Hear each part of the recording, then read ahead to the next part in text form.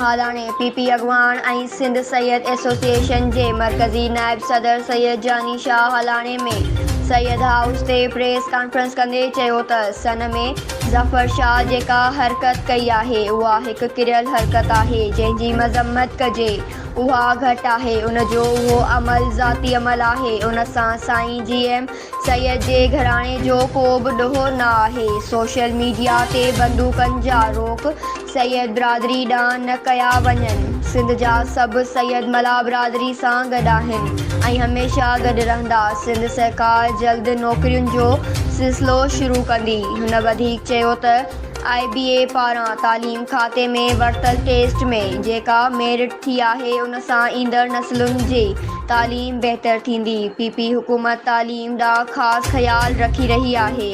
वफ़ाक़ी हुकूमत महांगाई ते कंट्रोल न करे सघी आहे जंहिंजे करे ग़रीब माण्हू सख़्तु परेशान आहिनि। ॿिए पासे सैयद जानी शाह सीनियर सहाफ़ी सैयद जाफ़र शाह सां संदसि जे चाचे सैयद सोनल शाह जी वफ़ात ते ताज़ियत कई। District reporter Naushahro Feroze Kashmir Ahmed news Sindh express news.